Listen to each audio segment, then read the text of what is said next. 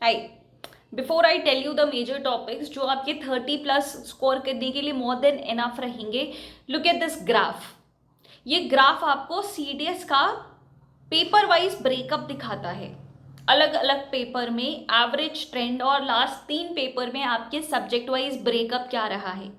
This shows your UPSC का स्टाइल, UPSC का ट्रेंड कि वो कैसे बदल रहा है।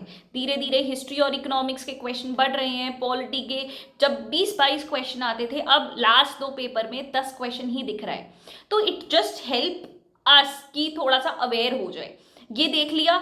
अब मैं आपको दूसरा रूल बताती हूँ before exactly telling you the major topics जो आपके लिए बहुत ज़्यादा इंपॉर्टेंट है। 90-70-30 वाला रूल। कॉलम बना लो। इसमें जिस तरीके से मैंने दिया है उस तरीके से डिस्ट्रीब्यूट द टॉपिक्स। क्या है ये? 90 के कॉलम में जितने भी सब्जेक्ट्स लिखे हैं, दैट गारंटीज यू कि आप जितना पढ़ के जा रहे हो उतने डायरेक्ट क्वेश्चन हिट कर सकते हो। जैसे एग्जाम्पल फिजिक्स उठा लेते हैं जो कि 90 के कॉलम वाला सब्जेक्ट है। नॉन साइंस स्टूडेंट्स को नो डाउट ये डिफिकल्ट लग सकता है, बट मैंने जिस तरीके से पढ़ाया है आई डोंट फील कि आपको फिर इसमें कोई तकलीफ होगी। इवन 10th तक की फिजिक्स आती है तो कोई टेंशन लेने वाली बात है ही नहीं। बस उसको एप्लीकेशन किस तरीके से लगाना है, दिमाग की ट्रेनिंग आपके लिए बस रिक्वायर्ड है कि फॉर्मूला को आप कैसे कन्वर्ट करोगे जब क्वेश्चन पूछा जाता है। तो डायरेक्टली हिट करते हो क्वेश्चंस को आप। जबकि 70 वाला जो आपका कॉलम है उससे आपको out of 10 you can score 6 to 7 correct questions. ठीक है, फॉर एग्जाम्पल केमिस्ट्री हो गए, मैं उसके परफेक्ट सब्जेक्ट्स बता दूंगी आपको, सॉरी टॉपिक्स बता दूंगी, चैप्टर्स बता दूंगी जो आप एनसीईआरटी से भी पढ़ सकते हो, वहां से आप डायरेक्ट हिट कर सकते हो। और यूपीएससी का पेपर है, be ready to leave questions. School वाला फंडा एटीट्यूड नहीं चलेगा कि पूरा पेपर अटेम्प्ट करना है। नो, दिस इज यूपीएससी का paper, be ready to leave more than half of the paper. जब मैं जीके की बात कर रही हूं, अगर आपने हाफ भी सॉल्व कर लिया पेपर का तो आप टॉपर में से माने जाओगे। जीके का यही ट्रेंड रहता है, स्टाइल रहती है। फाइनली 30 वाले कॉलम में आता है आपका हिस्ट्री जैसा टॉपिक जो कि बहुत ही ज़्यादा वास्ट है, तो इसको हमें बहुत ज़्यादा टाइम नहीं देना है। इसमें मेजर टॉपिक्स जो भी उठाने हैं बस वही कर लो, बाकी आप चीज़ें इग्नोर कर सकते हो if you do not have the sufficient time to prepare for your upcoming CDS का पेपर। ठीक है, क्योंकि इसमें टाइम बहुत ज़्यादा जाएगा, फिर भी प्रेडिक्टेबिलिटी ऑफ क्वेश्चन काफ़ी कम रहेगा। उतनी देर में अगर आप फिजिक्स पढ़ लोगे तो 10 में से 9 क्वेश्चन पक्का सॉल्व कर सकते हो, जबकि you can not take this guarantee for history. History ऐसा ही सब्जेक्ट है, तो ये 30 वाले कॉलम में आते हैं। बाकी पेन ऑन पेपर पे आते हैं, देखते हैं क्या है ये मेजर टॉपिक्स और क्या चीज़ें हैं। लैपटॉप पे मिलते हैं। चलो सीधा आ जाओ पेन पेपर पे। सबसे पहले तो यही हैबिट आप डेवलप करो। मुझे किसी अपने ओल्ड स्टूडेंट ने टेक्स्ट किया था कि ma'am I am facing a lot of problem, distraction बहुत ज़्यादा हो रहा है, दूसरों को देखकर डीमोरलाइजेशन बहुत ज़्यादा हो रहा है ना। तो भाई मैंने उसे यही सोल्यूशन बोला, सबसे पहले राइट इट डाउन। अपने दिमाग में इतना लोड भरो ही मत, just transfer it to the paper. बहुत सारी चीज़ें क्लियर हो जाएंगी। This is scientifically also proven. आप उसे एक बार ट्राई करना, लिखना शुरू करना, नॉट डिजिटली। इस तरीके से ही हमारे जीन्स इवॉल्व हुए हैं, बचपन से हमारी स्कूलिंग इस तरीके से हुई है। तो we understand things better when we write it down. ठीक है, हाँ। तो भाई मैंने इस तरीके से सीडीएस काउंटडाउन प्लान बनाया है। सब्जेक्ट वाइज मैं आपको बताती हूँ। देखो मैंने आपको टेबल ऑलरेडी शो कर दिया है ना, कि कौन से सब्जेक्ट से कितने पेपर आते हैं और 90, 70 या 30 कौन से कॉलम से बिलोंग करता है। पॉलिटी से अब लास्ट 2 बार से लगभग 10 क्वेश्चन पूछे जा रहे हैं। ठीक है, when we talk about major topics, देखो सबके बारे में बेसिक इंट्रो आपको दे देती हूँ ताकि आप अगर तैयारी शुरू कर रहे हो तो आपको कुछ नया ना लगे, हम एक ही पेज पे आ जाएं, है ना। शेड्यूल, 12 शेड्यूल्स होते हैं। मैच द फॉलोइंग टाइप के क्वेश्चंस पूछे जाते हैं। चलो मैं आपको साथ साथ में बताते जाती हूँ कि किस टाइप के क्वेश्चन आपसे एक्सपेक्ट करता है सीडीएस। ये आपको मैच द फॉलोइंग वाले प्रीवियस ईयर क्वेश्चन में भी देखने को मिल सकता है. When it comes to preamble को आइडेंटिटी कार्ड ऑफ कॉन्स्टिट्यूशन बोला जाता है, तो बहुत ही ज़्यादा इंपॉर्टेंट होगा. इससे रिलेटेड जितने भी अमेंडमेंट्स हैं या इससे रिलेटेड जितने भी जजमेंट लैंडमार्क केसेस भी हुए हैं वो आपको याद रखना रहेगा. ठीक है, इसमें जितने भी वर्ड्स यूज हुए हैं ये सारा प्रीवियस ईयर क्वेश्चन देखोगे तो आपको समझ आएगा. लेकिन अभी आप सुन के जाओगे ना तो आपको इजी लगेगा, है ना. ठीक है, अगर एक चीज मुझसे पूछो कि यही पढ़ के जाना है पॉलिटी में तो ये रहेगा फंडामेंटल राइट्स. और इसके साथ साथ हालांकि रिट्स इसी का पार्ट है बट बहुत लोग इसको अलग भी समझते हैं, तो भाई ये एक टॉपिक पढ़ के चले जाओ, इससे क्वेश्चन बनता ही है. ठीक है, बनता है. ठीक है, और मैंने पाथफाइंडर इज एनफ और नॉट की वीडियो बनाई है, एक बार आप देख लेना ज़रूर. मैंने कंपैरिजन करके दिखाया है कि क्या सीडीएस क्वेश्चन पूछता है और क्या कमी है पाथफाइंडर में. तो if you are starting with Pathfinder that is okay but that is not completely sufficient for your CDS का पेपर. पॉलिटी के लिए तो बिल्कुल भी नहीं है. लक्ष्मीकांत आपको पढ़नी पड़ेगी. आई नो बहुत बड़ी बुक है लक्ष्मीकांत, एक काफ़ी वास्ट बुक है और आपके पास शायद इतना ज़्यादा टाइम नहीं है. ठीक है, इसी के पर्पस से मैंने सीडीएस वीडियो नोट्स बनाना शुरू कर दिया है. इस तरीके से मैं पढ़ा रही हूँ ना, वहाँ पे भी उसी तरीके से आपको सारे मेजर टॉपिक्स में अभी जितने टॉपिक्स लिखे हैं ना वो सारे उसमें मैं कराने वाली हूँ.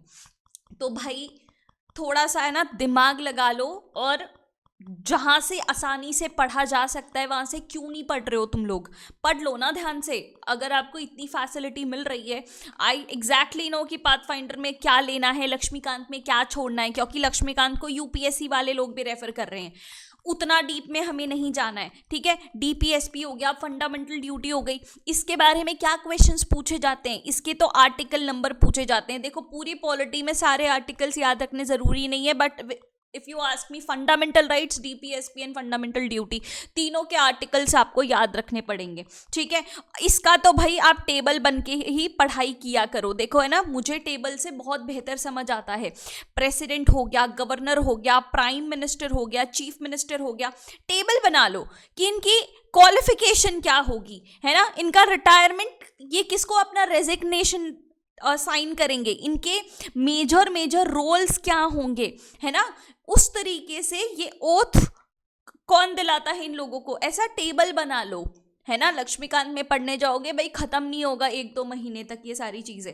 बेटर आप टेबल बना के पढ़ो. यही टेबल मैं आपको सीडीएस वीडियो नोट्स में भी बना के दिखाऊंगी ताकि आपको चीज़ें बेहतर याद रहें, है ना. ठीक है, when we talk about Supreme Court, comparison करके पढ़ो ना विद हाई कोर्ट, तो चीज़ें ज़्यादा आसान हो जाएंगी. ये सारे पोर्टफोलियोज आपके टेबल में ही जाएंगे. Controller and auditor general of India, attorney general of India. Parliament की बात करें तो पार्लियामेंट को टैबुलर फॉर्मेट में पढ़ो. ये सेम बात मैंने आपको पाथफाइंडर में बोली थी कि एक पार्लियामेंट हो गया, उसमें प्रेसिडेंट तो है ही, लोकसभा, राज्यसभा, कंपेयर करते हुए पढ़ो ना कि दोनों की स्ट्रेंथ क्या है, दोनों में लोग कहाँ से आते हैं, कितनी सीट्स हैं, है ना. आपको क्या क्या क्वालिफिकेशन चाहिए होगी अगर राज्यसभा का मेंबर बनना है, लोकसभा का मेंबर बनना हो, स्पेशल पावर्स किसके पास कौन कौन से हैं, है ना. जैसे कि लिखते जाओ, सब कुछ लिखते जाओ. मनी बिल के स्पेशल पावर्स लोकसभा के पास है और यही एग्जैक्ट प्रीवियस ईयर क्वेश्चन आएगा. अगर ये क्वेश्चन लक्ष्मीकांत में ढूंढने जाओगे ना तो भाई बहुत ज़्यादा टाइम लग जाएगा. तो बेटर है कि इस एग्जाम की ऑर्गेनाइज तरीके से तैयारी करो. मैंने ये एग्जाम 4 बार निकाल रखा है, 3 साल से पढ़ा रही हूँ. अब है ना रट गई हैं चीज़ें लिटरली इतनी बार रिविजन करने से, तो I can easily craft things. ठीक है, ओके. वहीं पे इमरजेंसी की बात करें, अच्छे से टेबल बना दो भाई. आर्टिकल 352, आर्टिकल 356, आर्टिकल 360, तीनों का टेबल बनाओ कि कौन लागू कर सकता है, कितने टाइम तक लागू होती है, कौन कौन से स्टेट्स में लग चुकी है, क्या इसमें स्टेट के पास राइट्स होते हैं. टेबल बना के करो ना, चीज़ें आसान हो जाएंगी, रिवीजन करना आसान हो जाएगा. ठीक है, इस तरीके से पॉलिटी करोगे. Now it comes to geography. Geography आपके 70 वाले कॉलम में आ रहा था. लगभग 15 क्वेश्चन, अगर एवरेज देख ले तो 15 क्वेश्चन आते हैं इसके. ये भी नो डाउट बहुत एक वास्ट सब्जेक्ट है, बट अगर आप एक चीज़ मुझसे पूछो कि मैं क्या पढ़ूँ, इंडियन ज्योग्राफी. इंडियन ज्योग्राफी वो भी मैप बेस्ड। आजकल मैप के बहुत क्वेश्चन आते हैं कि यहाँ से यहाँ जाओगे एक स्टेट से, और उसमें भी नॉर्थ ईस्ट के तो पता नहीं क्यों इतना पीछे पड़ गए हैं। नॉर्थ ईस्ट के करंट अफेयर्स भी ज़्यादा आते हैं और ज्योग्राफी के क्वेश्चन भी ज़्यादा आते हैं कि मेघालय से त्रिपुरा जाना है तो कितने स्टेट्स बीच में आएंगे। तो इसके लिए मैप बेस्ड स्टडी आपको करनी पड़ेगी, समझ आ रहा है। इसके अलावा भी इफ़ यू आस्क मी अर्थ के बारे में क्या क्या आप पढ़ोगे, सोलिस्टिस के बारे में जान लो, कौन कौन सी डेज को सोलिस्टिस आता है ना, कौन कौन सी डेज को इक्विनॉक्स आता है। ये आपके स्टेटमेंट टाइप सवाल बनते हैं। क्या बनता है? स्टेटमेंट टाइप सवाल बनते हैं। लैंडफॉर्म, भाई बहुत खतरनाक नाम वाले हैं, बहुत याद रखना पड़ेगा, ऐसा मत करो, टेबल बना लो। क्या क्या इरोजनल लैंडफॉर्म्स है, क्या क्या डिपोजिशनल लैंडफॉर्म्स है, और उसका एजेंट लिख लो। ग्लेशियर से क्या क्या होता है ना, रिवर से क्या क्या होता है, इस तरीके से लिख लो। वर्ल्ड मैप पे जितनी भी मेजर डेजर्ट्स हैं, ग्रासलैंड्स हैं, माउंटेन्स हैं, इनके बारे में क्वेश्चंस आते हैं। वर्ल्ड मैप पे ही बना के अगर ड्रॉ करके हम देखेंगे ना तो चीजें आपको बेहतर समझ आएगी। क्लाउड्स, लास्ट टाइम मैंने आपको डायरेक्टली बोला था क्लाउड का मैच द फॉलोइंग वाला क्वेश्चन, वही एग्जैक्ट क्वेश्चन क्लाउड्स वाला आ चुका था, है ना, ठीक है। वही उसी तरीके से हिमालयाज, इंडियन ज्योग्राफी में अगर एंटर हम हो जाते हैं तो बहुत सारे क्वेश्चंस आएंगे। हिमालयाज को नॉर्थ टू साउथ अरेंज करना, उनकी कैरेक्टरिस्टिक्स को पढ़ना, ठीक है। ये सारी चीज़ें टैबुलर फॉर्मेट में अगर हो ना तो चीज़ें आसान हो जाएंगी, है ना, ठीक है। ड्रेनेज सिस्टम, ड्रेनेज सिस्टम में आप क्या लिखोगे? ड्रेनेज सिस्टम मतलब रिवर्स होता है, टेबल बनाओ उसका, ओरिजिन कहाँ से होता है, कौन से स्टेट्स को पार करती है ना, और कौन कौन सी इसकी ट्रिब्यूटरीज हैं। इससे बाहर क्वेश्चन पूछ ले सीरियस हो ही नहीं सकता, है ना, ठीक है। उसी तरीके से बायोलॉजी की बात करें, बायोलॉजी भाई बहुत ज़्यादा वास्ट चला जाता है, बट आई वुड से इतनी चीज़ें कर लो। सेल तो भाई बहुत ही ज़्यादा इंपॉर्टेंट है, ठीक है। सेल के सारे ऑर्गेनलीज के बारे में जान लेंगे हम, है ना, और ये सब डायग्रामेटिक तरीके से करो। मैंने पूरा एनिमल किंगडम का, चलो मैं आपको स्क्रीन पे टेबल भी दिखा देती हूँ, एनिमल किंगडम का पूरा इतना अच्छा माइंड मैप बना रखा है, टेबल बना रखा है। एनसीईआरटी पढ़ने जाओगे ना, और सबसे बुरी बात यह है कि प्लांट किंगडम और एनिमल किंगडम के क्वेश्चन 11th की एनसीईआरटी से आता है, जो कि ज़्यादा रटने वाला पोर्शन है। तो आई एम शोइंग यू ये प्लांट किंगडम और एनिमल किंगडम की चीज़ें, तो थोड़ा सा देखो, ठीक है। उसके अलावा और सिस्टम्स करने की ज़रूरत नहीं है, सिर्फ डाइजेस्टिव सिस्टम और सर्कुलेटरी सिस्टम करोगे, इससे बहुत सारे क्वेश्चन मैच हो जाएंगे, ठीक है। समझ आ रही है बात? इसमें भी मैंने आपको एग्जैक्ट PYQ स्पॉट करवाए हैं। अगर आप मेरे CDS के नोट्स को देखो, एग्जैक्ट वो करवाए हैं, तो भाई डोंट टेक रिस्क, फटाफट से पढ़ो और निकलो फिर, ठीक है, ओके। देन अगर हम बात करें फिजिक्स की, ये फिजिक्स तो भाई 90 वाले कॉलम का सब्जेक्ट है, इससे एग्जैक्ट छपे छपाए क्वेश्चंस आते हैं। अगर हम लेंस की बात कर लें, मिरर की बात कर लें, ग्रेविटेशन की बात कर लें, हमेशा क्वेश्चन इसके आते हैं, क्यों नहीं करना है आपको ये, ठीक है। बस पंगा क्या होता है? पंगा ये होता है कि जैसे ग्रेविटेशन का फॉर्मूला बहुत सिंपल है, आप क्या करते हो, ये बस फॉर्मूला रट के चले जाते हो, बट यूपीएससी क्या करता है? यूपीएससी इसकी लैंग्वेज तोड़ मोड़ के बोलता है कि दो ऑब्जेक्ट्स हैं, एक का वजन बढ़ा दिया, दूसरे का कम कर दिया, डिस्टेंस बढ़ा दिया, ज़्यादा कर दिया, तो क्या होगा? तो you just need that training. आपको वो ट्रेनिंग चाहिए कि अगर आपके पास ये फॉर्मूला है तो आप अपने दिमाग को अप्लाई कैसे करवाओगे, बस आपको ये ट्रेनिंग चाहिए। ट्रेनिंग देने के बाद फिजिक्स से देर इज अ पॉसिबिलिटी कि 9 out of 10 क्वेश्चंस आप सॉल्व करके आओ। It is very important. Light के फिनोमेना के बारे में कब क्वेश्चन नहीं आता? स्कैटरिंग के बारे में क्वेश्चन आता है, और पता है इनके एप्लीकेशन भी फिक्स्ड हैं, मैंने लिखे हुए हैं कि स्कैटरिंग से कौन कौन से एप्लीकेशंस होते हैं, कौन कौन से फिनोमेना देखने को मिलते हैं, डिस्पर्शन से क्या क्या होता है। उससे बाहर सीडीएस नहीं जाता यार। उतने जो लिमिटेड एप्लीकेशंस हैं कि रेनबो कलर दिखता है, उसमें लाल कलर क्यों आता है, डेंजर लाइट्स लाल क्यों होती है ना, तो हमें कौन सा कलर दिखता है, रेड रोज रेड क्यों दिखता है, ये सारे कुछ स्पेसिफिक क्वेश्चंस हैं जिससे बाहर सीडीएस नहीं जा पा रहा है, तो उसको कर लो ना यार, है ना, ठीक है। फिर केमिस्ट्री की बात करते हैं। केमिस्ट्री हमारे 70 वाला टॉपिक है। पक्का पक्का क्वेश्चन आएगा आपका केमिकल रिएक्शन से, एसिड बेस से और मेटल और अलॉय से। ये 3 चीज कर लो, आई बेट 5 क्वेश्चन आप आराम से निकाल दोगे। डिट्टो क्वेश्चंस मैंने निकाले हैं रिएक्शंस के, जो मैंने कराए हैं। आप पिछला पेपर जाके देखो और फिर मेरे नोट से कंपेयर कर लेना, ठीक है।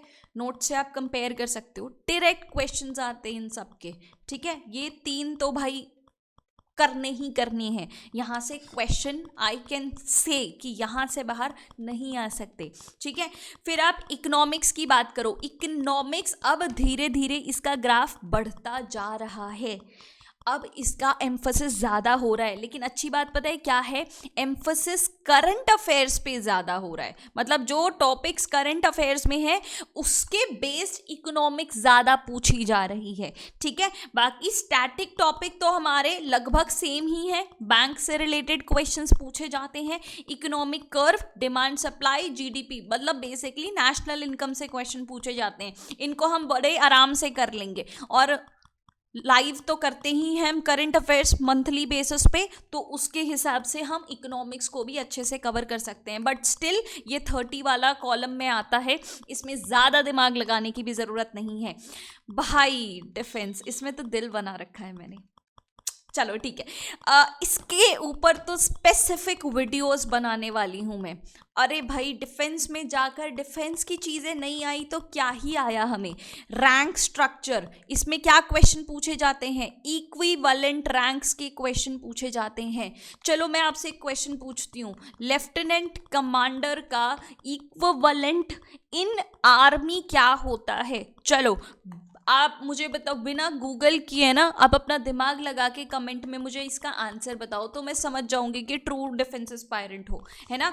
कमांड्स, 7 आर्मी के कमांड। चलो मैं यहाँ पे आपसे क्वेश्चनर सेशन स्टार्ट करती हूँ, मैं देखती हूँ आप में कितना नॉलेज है डिफेंस का। 7 कमांड्स हैं आर्मी के, 7 कमांड्स है एयरफोर्स के, 3 कमांड्स हैं आपके नेवी के, है ना। चलो अब मुझे बता दो, सूर्या कमांड कहाँ पे है? Surya command of Indian army कहाँ लोकेटेड है? चलो बताओ। ये मैंने अपने करंट अफेयर्स के चैनल पे भी, अच्छा हाँ ये बात भी बताना आपको भूल गई, मैंने अपना एक नया करंट अफेयर्स का टेलीग्राम पेज खोला है, current affairs with Shivani Soni. आप उसको, अरे फ्री है यार, टेंशन ना लो। अच्छा लास्ट में आपको सम अप भी कर दूंगी कि आपको क्या क्या करना है। तो इसमें मैं डेली बेसिस पे क्विज अपलोड कर रही हूँ, तो आपके लिए ज़्यादा अच्छा होगा। रोज़ थोड़ा थोड़ा देखते जाओगे ना तो थोड़ा टच में रहेगा, और इंटरेस्टिंग भी है। काफ़ी इंटरेस्टिंग क्वेश्चंस मैं यहाँ पे अपलोड कर रही हूँ। डिफेंस इक्विपमेंट्स, खासकर करंट अफेयर्स में जो है ना, तेजस हो गया, राफेल अभी हम लेना और परचेज करना चाह रहे हैं, या आकाश मिसाइल अभी न्यूज़ में है, उसने एक साथ 4 टारगेट्स को गिरा दिया, तो आराम से क्वेश्चंस आ सकते हैं उसके, है ना। मिसाइल्स के तो क्वेश्चन आते ही आते हैं, चाहे वो फॉरेन मिसाइल भी क्यों ना हो जाए। मैंने कम्युनिटी पोस्ट पे भी एक्टिव होना शुरू कर चुका है, इसी डिफेंस मीडिया के कम्युनिटी पेज पे भी बहुत ज़्यादा एक्टिव होना शुरू कर दिया है। उसी में मैंने ये करंट अफेयर्स डाला था। चलो मुझे ये बताओ, क्या बताओगे मुझे आप? कोनारक पोर्ट कहाँ लोकेटेड है? चलो बताओ। इन सारे क्वेश्चन के आंसर है ना, लाइन से लिखते जाना कमेंट्स में, ठीक है। हिस्ट्री अगेन आपके 30 वाले कॉलम में ये आ जाता है। बहुत ही वास्ट सब्जेक्ट है और इसका इंटरसेप्शन बहुत कम है। बहुत ही ज़्यादा डिफेंस वाली टेक्निकल भाषा में बोल रही हूँ, सिंपल भाषा में कहूँ तो प्रिडिक्टेबिलिटी कम है इसकी। जैसे पॉलिटी में आप डायरेक्ट क्वेश्चन टारगेट कर सकते हो, फिजिक्स में आप डायरेक्ट क्वेश्चन टारगेट कर सकते हो, केमिस्ट्री में मैंने आपको चैप्टर्स बताए वहाँ से डायरेक्ट क्वेश्चन आ सकते हैं। हिस्ट्री में वो प्रिडिक्टेबिलिटी बहुत ज़्यादा कम है, but still I would say इसको भी टैबुलर फॉर्मेट में हम पढ़ेंगे तो चीज़ें ज़्यादा याद रहेंगी। गवर्नर जनरल वाइसरॉय के टाइम पे क्या क्या हुआ था और नेशनल मूवमेंट, ये 2 चीजें कर ली ना, काफी क्वेश्चन सॉल्व हो सकते हैं, ठीक है। बाकी तो भाई यूपीएससी का पेपर है, छोड़ने की स्किल को तो हमें डेवलप करना पड़ेगा, है ना, ठीक है। फिर करंट अफेयर्स की बात करें, इन सब पे I will make individual videos, तो टेंशन लेने वाली बात बिल्कुल भी नहीं है। बस आपको टॉपिक से रूबरू करा देती हूँ कि ये टॉपिक के एक एक क्वेश्चन चलो लिख के रख लो कि आएगा ही आएगा। ऑपरेशन इन न्यूज, पुरानी वीडियो उठा के देखो, एफकेट ने रूबरू सारे क्वेश्चन यहीं से पूछे थे। सीडीएस में जितने भी ऑपरेशन आए थे वो मैंने यहाँ पे लिख कर आए हुए हैं। थंबनेल का नाम भी बहुत सही लिखा था, एफकेट वालों सीडीएस वालों ये देख कर जाना, और देख कर गए होंगे, उनके क्वेश्चन भी सही हो गए होंगे, है ना। अवार्ड्स एंड ऑनर्स, स्पोर्ट्स के जितने भी क्वेश्चन है, books and authors, first in India, science and tech, summit, festivals, schemes, इन सब के करंट अफेयर्स की वीडियो आने वाली है भाई, शुरू हो जाओ। चलो अब मैं आपको सम अप करके बता देती हूँ कि करना क्या है। ठीक है, मैंने आपको ग्राफ दिखा दिया, क्लियर बात है। ठीक है, ग्राफ दिखाने के बाद मैंने आपको 90-70-30 वाला कंसेप्ट बता दिया, क्लियर है। अब आपको क्या करना है, चुपचाप से डिफेंस मेनिया ऐप पे जाओ, सीडीएस के वीडियो नोट्स क्रैश कोर्स करके होगा, उसको तुरंत से ले लो।